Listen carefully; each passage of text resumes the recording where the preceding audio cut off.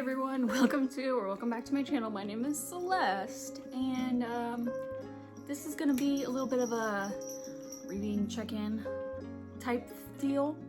Just a check-in in general because, you know, I have commitment issues when it comes to certain things. So, this is gonna be a bit of a sit down, chill, very talkative little, it's not really a vlog, it's just like a sit down video. So grab a drink. Don't mind the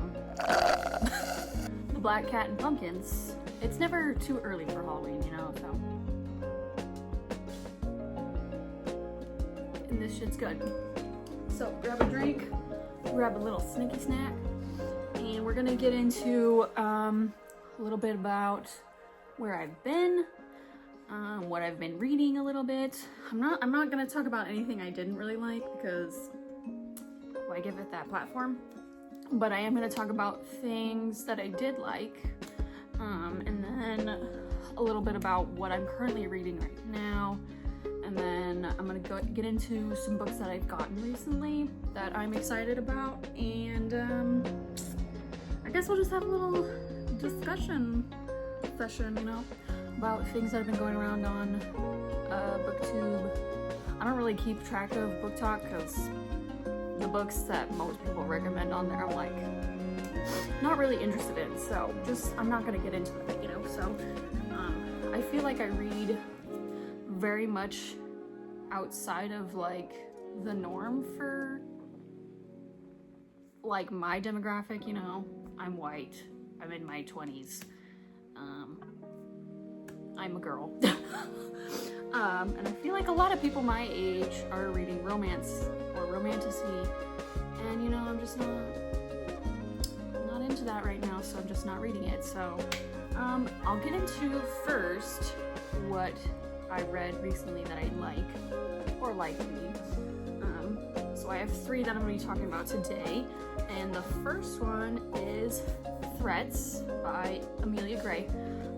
This is about a man whose wife passes away unexpectedly, and also people are like, did she get murdered? Did like something happen? Because the man around his house, he keeps finding these little like slips of paper, like sometimes they're on like receipts or like just like a random piece of paper, you know, and they have threats on them, and they're not like the kind of threats that like I'm gonna kill you or something like that. That's not the kind of threat. The threats are kind of weird, so I actually did tab a couple of them. And then this was a part of a book discussion that I went to with my local bookstore, and then the threat I got, the author actually wrote some new ones for us because she's a lesser known author, and I'm pretty sure she's from here as well. And my threat is, I filled up your car's gas tank with nightmare fuel. Like, girl, where are you getting these things from? Anyway, the man starts finding these threats around the house, and then there's also a little bit about a detective that's trying to like solve this case too, but it's like, you don't really know what's happening in the book, which I think like makes it better, you know, because I think the point of the book is you're not really supposed to know what happens. Like, it's very vague and subtle about what has happened to this woman or the wife, you know. And it just feels like they're unreliable narrators, because the man is like, he goes into this spiral after his wife dies, and the detective is also like spiraling too, but like for completely different reasons, and like everything just doesn't seem normal. And I think that's why I liked it so much, because it's just like this unsettling, unreliable narrator type thing, and it's just like, I don't know how people like come up with stuff. Like, I want to be a writer, like, kind of, you know, I'm not like driven to do it, you know, but I have written a lot in the past. That's a story for a different day. But like, when I think about writing and the writing process, I'm like, I don't know how people come up with things. like, how do you link one thing to this other thing? And like the other thing is like way later in the book. I'm like, how do you do that? But yeah, anyway, I'm gonna read a couple of the threats. Here's this one. Try to kiss me.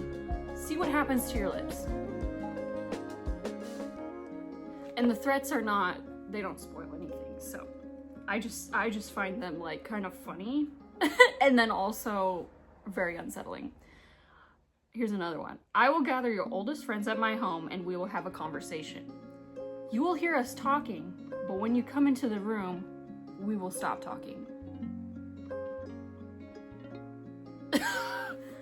Girl, oh my god, that's like one of my worst fucking fears. Like, it's crazy. Here's another one. I will lock you in a room much like your own until it begins to fill with water. So yeah, that's threats. I probably didn't like summarize it very well, but like I would go into it not really knowing anything like other than the things that I told you, you know. So there's that. And then another one that I read recently is also a lesser known book. It's called Root Rot by Saskia Nislow.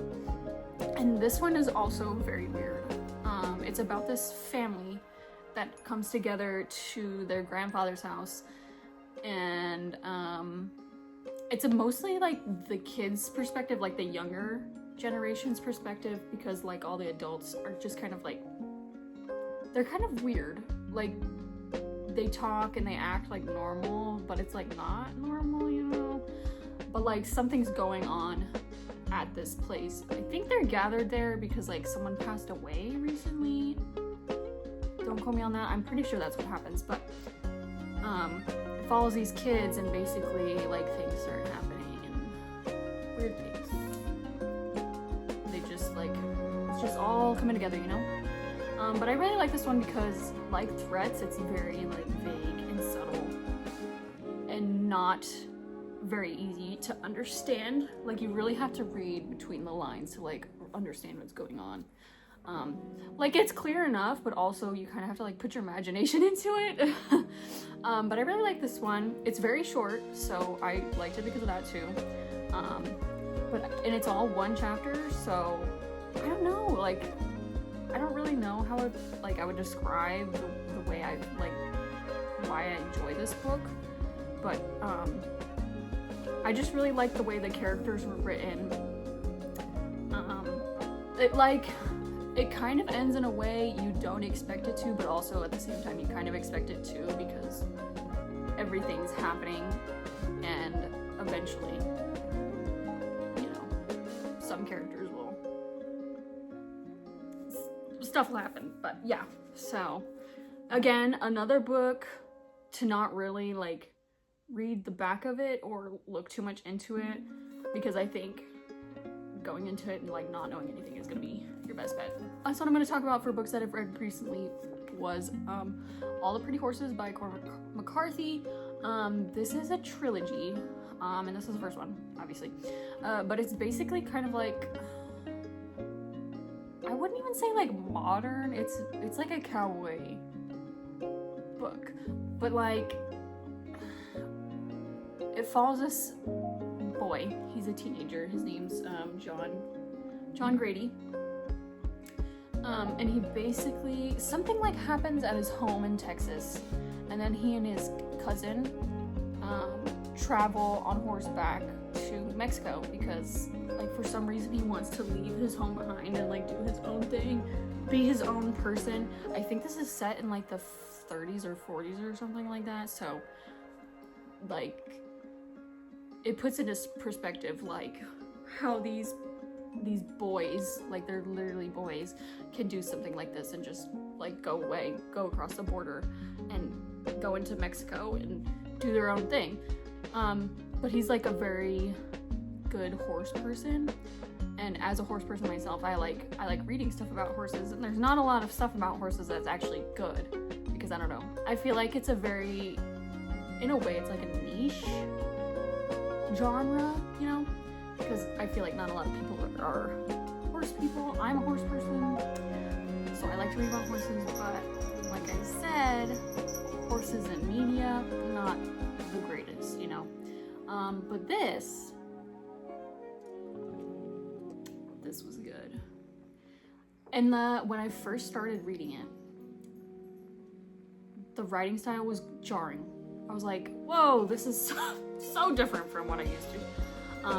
I feel like he writes very literally and like matter of fact.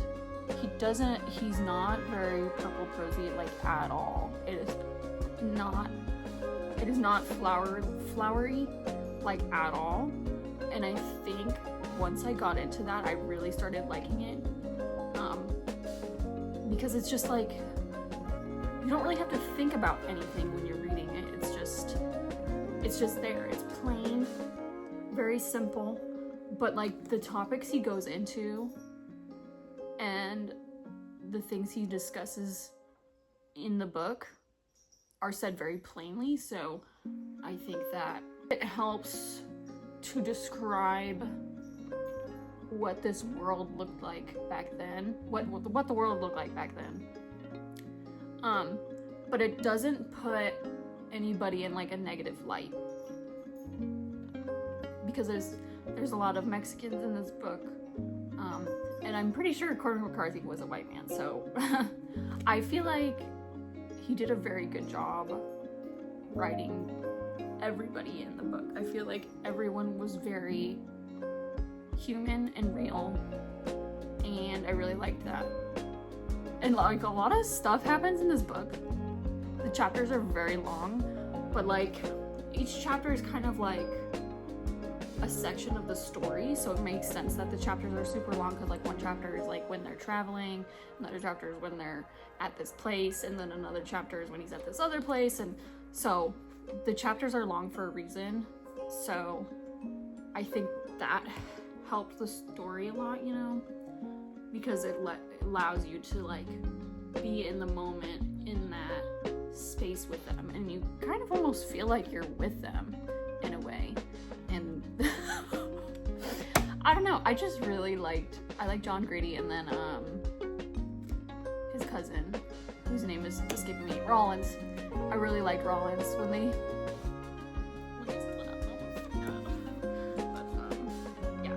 those are the 3 books that I've liked recently. I think I talked about Rhubarb in a reading blog, but it's okay, it's been a while anyway, right?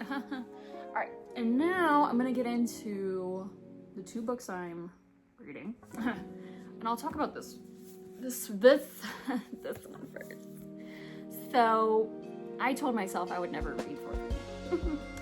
Because, you know, the hype about it, I was like, it can't be that good if all the BookTok girlies and BookTube girlies are talking about this book, raving about it and stuff like that. Like, it's probably gonna be really poorly written, the romance is gonna be like insta-love, the plot's gonna be terrible. Did I say the writing? The writing's gonna be bad.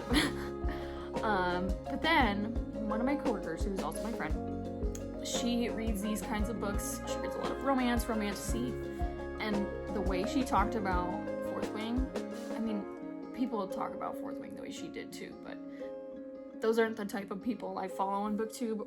So, she was talking about Fourth Wing, and she was like, I'm gonna get a tattoo for Fourth Wing. And I was like, girl, is Fourth Wing really that good that you have to get a tattoo for it? Because she did. She got one on her collarbone. So I was like, let me borrow your Fourth Wing book and I will read it. And I have to say, I'm a little surprised that it's not as bad as I thought it would be. There are some things that I don't really care for in this book, such as the dialogue. The dialogue is terrible. And then, I mean, the romance isn't bad, but like, there's supposed to be like a triangle, love triangle type thing. It's like very obviously, very clear which character you're supposed to be leaning towards. But like obviously, because you know he's the misunderstood, brooding enemy, bad guy. Anyway, I like it, so I'm not hating it. That's what I'm gonna say right now. The actual writing style is pretty decent. Dialogue not good. I feel like the dialogue is very like contemporary romance, you know, and it doesn't really feel like fantasy. But I feel like she's actually doing a decent job like world building and explaining things to us. I'm sure there's like contradictions in there somewhere, but I haven't seen any yet. But not anything. So I'm not gonna complain, you know. Reading something for fun, I guess. Not to do anything critically, you know. But yeah, that's that. And then I have talked about this book, so I'm gonna mention it very briefly, but it is It by Stephen King. I have not read any of it since the last vlog that I talked about it. But I'm thinking once I finish Fourth Wing, I'm gonna be mainly focusing on it, because it is a chonker. Oh, actually, I'm farther into it than I thought I was. I'm 189 pages in. I think last time I was like 100 pages in. But yeah, if you don't know what it is about, where have you been?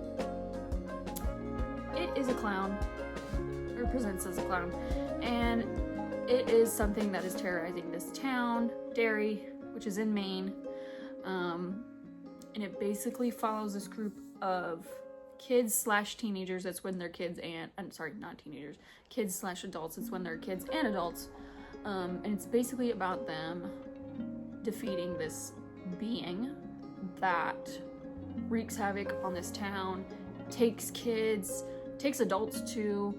Like, the adults are oblivious to everything that's happening. The kids are like so scared, you know, everybody's scared. There's a lot going on in this book. Where am I in this actually? Hold on. I think I'm at the kids part right now. So I'm currently in the section about the kids. And I've seen the movie. I've seen both movies, and I've seen the miniseries. The miniseries is terrible, but it's corny. So it's funny, you know. It's not good, but it's funny at least. First movie is good. The second movie I haven't seen in a while, but I remember it not being as good.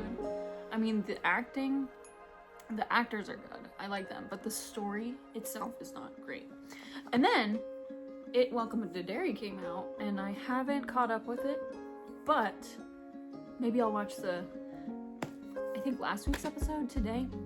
That would be good. But I do like how it gives a little bit more background onto it, even though it's not really like canonical, you know, because I don't know if Stephen King's involved in it at all, but yeah, anyway, I'm buddy reading this with a my friend. He's way farther than me in it, and I feel so bad. Sorry. But yeah, I will get to this eventually. It's just a little intimidating, you know? I think this speaks for itself. Like, it's literally, you know, bigger than my fucking head. So yeah, those are the two books that I'm like mostly focusing on right now. And then I'll get into some books that I've hauled recently. So this is the stack. A little sneak peek there for that bottom one. But anyway, the first one I got is What Stalks the Deep by T. Kingfisher. This is the third book in the I think it's like Cold Sworn Soldier series. But it follows this person. Their name is Alex. They were a soldier in an army, and in the first book, which is a retelling of the fall of the House of Usher, they come upon their friend because the friend sent a letter to them, and they were like, hey, stuff like is happening here and we need your help, pretty well. And so they go there, and you know, stuff starts falling apart, and yeah, you know. But this is the third book in the series, like I said. So I actually don't. Oh, I think they might go to like Appalachia, and it takes place like in mines. Hence the What Stalks the Deep, because you know, mines go deep, wherever. And like weird stuff started happening. That's pretty much all I know about it. But I did really enjoy the first two. I liked the first one more than the second one, I think. But the second one was still good. It just like, it didn't hit as hard. But I am really excited for this one. I love the cover. It's stunning.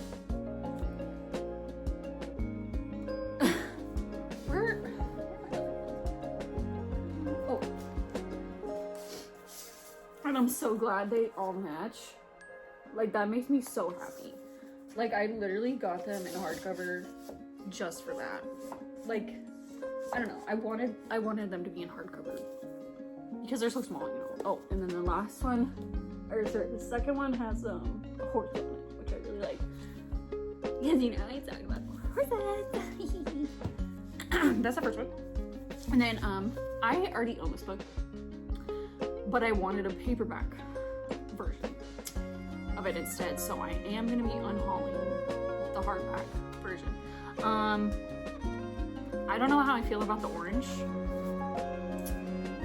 but whatever, you know. Anyway, this is Intermezzo by Sally Rooney, and this basically follows two brothers after their father passes away, and their relationship is very estranged. They're not close. One brother is like in his early 20s and the other one is in his early 30s, so there's like a big age gap between them, so they're on completely different ends of the spectrum, you know. Because the one brother is trying to figure out his place in the world. What is he doing with his life? He's like a renowned chess player, and then the other brother is the older one. He is a lawyer, I believe, and he's like trying to balance this grief with these relationships that he has with these two women, and it's also just about grief in general, how it affects you after a parent passes away. And I really enjoyed this one. I kind of want to read it again. I think one thing to think about when going into this book is that at first it's hard to follow with one of the brothers' perspectives, because his chapters are very like stream of consciousness, so sometimes it can be really hard to follow along with like what is happening in his chapters, and then the dialogue is also kind of hard to follow in his chapters as well. And I don't even think that's because she doesn't use quotation marks. I think it's just because like the way it's written, and it's supposed to be written this way because you're not really supposed to know what's going on with him and his chapters, but just go into it knowing that his chapters are very like hard to follow until you finally get into like the rhythm of it, because it is a decently long book. It's over 400 pages, so I feel like you really get into the characters and really start to know them, and that's what I really like about this book. Her other book that I really liked was Conversations with Friends, and that was her first one, and this is her most recent one. And then I also did read Normal People, but I didn't really like that one as much, surprisingly. I just didn't connect to the characters as much as in Conversations with Friends and then Intermezzo. So yeah, if you're gonna pick up a book, I would recommend this one. So there's that. And then this next book I don't really know much about. I just picked it up because, you know, the cover is very cute and I like it. But this is Murder at the Black Cat Cafe by Seishi Yokomizo. And it has like flaps, which I really like. I don't know, I can't become a bookstore with that, but it's also paperback, you know? Oh, that's adorable, look. It has the cat chapter title. Anyway, so I'm just gonna assume it's a thriller type mystery. I feel like it's gonna be like a cozy mystery though, you know? That's what the cover is giving me. But yeah. Oh yeah, it says a classic Japanese mystery. And the author's written something else that I've never heard of. But yeah, I saw this at Barnes & Noble and I was like, it's pretty. And you know, sometimes you just gotta let consumerism win, you know? I am part of the problem. But, you know, I am gonna get to it eventually, so. Okay, there. And then this next one was a bit of an impulse buy because I had gone to the store to get something else, didn't find anything that I wanted, but then I saw that they had a little tiny book section, and I saw this in there, and I fucking need this shit.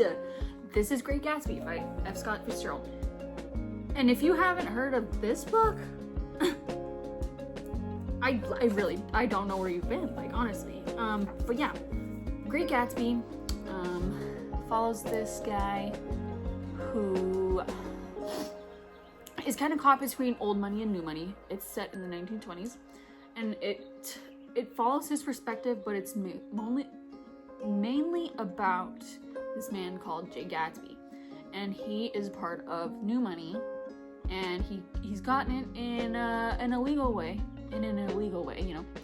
And it's about him trying to get this woman who he like briefly had a fling with when he was in the military, to fall in love with him again, even though she's married.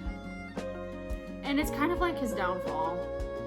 The book is about his downfall. So, I have many editions of this book, but I saw this girl. And then she has golden edges too. And I think it was like a decent amount of money. Like on here it says $25, but there was another sticker on there, and I think it was around like $17. And for like an edition like this, which is like super pretty, girl, you know I had to buy it because I need to add to my Great Gatsby collection. Thank you. The next one is another chonker by Mr. Stephen King. I saw this edition and was like, I need it because I have other books of this edition too. And it's The Stand by Stephen King. Basically this one's about a disease that breaks out and it kills like 99% of the population. And two people, there's like much need for leadership for the last 1% that remains on Earth. And these two people, one seems very good and the other seems bad. But I'm sure it's gonna get into like morals, ethics, like even if this person seems bad, like overall he might be doing something good for people. And then this woman, who is the good one, I'm sure something's gonna happen where she does something and it's gonna be taken in a bad way. And I don't know. I really want to read this. And it's the complete and uncut edition, so I'm sure it's 50,000 pages long. Actually, wait, what? It's shorter than I thought. And then it has pictures. Ooh. I thought The Stand was like 1,200 pages, but I guess it's not. I feel like it is longer than this, or at least the edition that I own. But yeah, I don't know when I'm gonna get to this, but I really want to. I really like Stephen King, so sue me. Everything that people say about Stephen King, I'm sorry. The reason he writes bad people is because he wants you to know that people like that exist. And I feel like people should fucking know that. Like, I'm sorry. Do you see the political climate that is happening right now? There's so much shit going on that is just questionable, and people need to realize that. Like, he's not a bad person just because he writes bad people. That's not how things work all the time. I mean, like, sometimes it does mean that, but in his case, no. He's very, like, progressive, and he wants the best for people. And yeah, so if you have a problem with Stephen King, I don't know what to tell you. Like, do some research. All right, this next book is called If You're Seeing This, It's Meant for You by Lee Stein. And if you watch TikTok, there may have been a time where you come across a tarot reading, TikTok, and they always say, if you're seeing this, it's meant for you. Because, you know. And then they say, like, the most, like, relatable fucking thing ever. And you're like, oh my god, it is meant for me. But then later on, they're like, if you see this and it resonates with you, leave a comment, follow, blah, blah, blah, share, whatever. So no, thank you. It's not meant for me then. But this is about, I think someone dies, like a famous tarot reader on TikTok or something like that, and this woman has to go to this building and like solve the problem or solve the murder or whatever. It's about, okay, she's not dead, she's just missing, but it's about these people that are trying to like hype up this mansion, but this woman's missing, so they have to like solve the mystery about where she is, if she's in this labyrinthian mansion. And yeah, I don't know. I'm kind of a, like, if the cover is good and the premise sounds good, I'm most likely gonna buy it, okay? I like covers like this. I don't know. I have issues, okay? I like books, okay? As you can see. I mean, I might not have as many books as a lot of people on here, but I mean, I have a decent amount. I have like 200 books or something like that. So, I mean, I'm only gonna keep adding to the collection, so sue me. This next book my friend gifted to me. It is The Four Agreements by Don Miguel Ruiz. And it's basically like a self-help book, but it talks about the four agreements. So I'm just gonna read them for you. Be impeccable with your word. Don't take anything personally. Don't make assumptions, and always do your best. And it basically just talks about those four things. And they kind of resonate with me because I do like all those things. I take things personally. I make assumptions. I don't always do I try to do my best, but you know. And then I think sometimes I'm too honest. I just fucking say anything that comes to my head, honestly. So, but I feel like a lot of people like me for that. They're like, Celeste, you're so honest and just like real and genuine. I'm like, yeah, well, would you rather me be fake or? But I feel like there are times when I just need to like not say certain things, you know. So, but yeah, I was having a hard time, so she gifted this to me. And I'm very grateful for her because she's awesome and amazing, and I love her. She's like my book grandma. But yeah, I think I'm just gonna like keep this nearby. I don't think I'm gonna put it on my bookshelf. But yeah, I want to grow because you can always grow and learn. And you're never gonna be perfect, you know, but you can always strive for that. You know, so self-actualization, right? So yeah. And then this one I'm so excited about because if you ever go to like Barnes and Noble, you'll see these kinds of books with like the leatherish cover. And I found this at a local bookstore for $12.50, and it's usually like $40. So I could safely say this was a steal. Because every time I go to Barnes & Noble and I see this, I'm like, oh my god, I need it! But then I went to the fucking local used bookstore and it was there, and it's in good condition, like nothing's messed up or anything like that. And I'm like, why is it $12.50 then? I mean, I'm not complaining, but shit. But yeah, anyway, this is Legends, Star Wars, Tales of Kenobi. It has 2 books in it. The first one is The Approaching Storm, and then the other one is Kenobi. I have read Kenobi. I don't really know what The Approaching Storm is about, but Obi-Wan is my favorite character ever in Star Wars, so I'm glad he got an edition like this because it's stunning. Everything about it. Like, I love this man. Wow.